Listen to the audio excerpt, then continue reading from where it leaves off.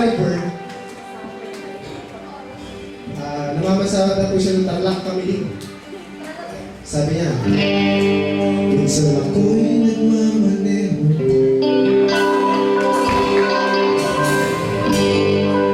may nakita, talagang maiksi ang bata. Malaki ang mga mata, dahil sa puti at ganda. Pero sabi niya sa sarili niya, ayoko na, ayoko na, ayoko na mag-asala, ayoko na, ayoko na, gusto ko na lumaya. Sabi ko rin sa akin, minsan ako'y naglalakad, ay napulot isang pitahan, maraming laman na pera. Namati ang mga kamay, sabay inilusan. Paano naghirap ang buhay? Di ba nahirap ang buhay? Nahirap ang buhay? Ayoko na, ayoko na.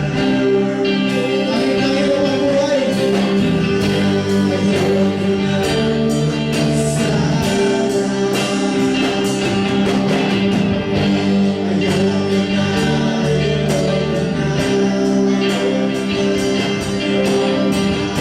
Gusto ko na lumaya.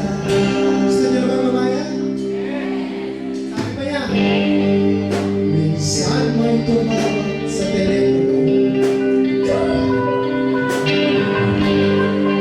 hinahanap, narinig ng utak, biglang binabago ang boses ko. Ay, sorry, wala po siya dito. Nakahirap ng pera, pambayad ng utang, nagsimula.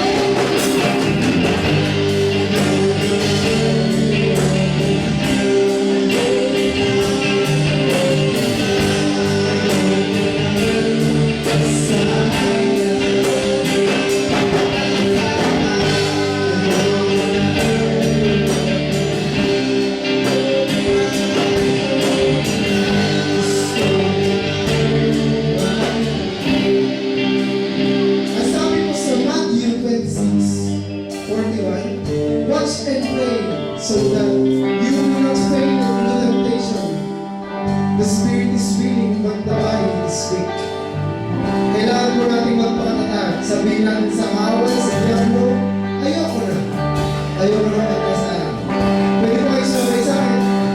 Okay mo. Ayoko na, ayoko na. Yes na. Gusto ko na magkasala. Gusto ko na magkasala. Sabihin mo, ayoko na magkasala. Gusto ko na lumaya. Gusto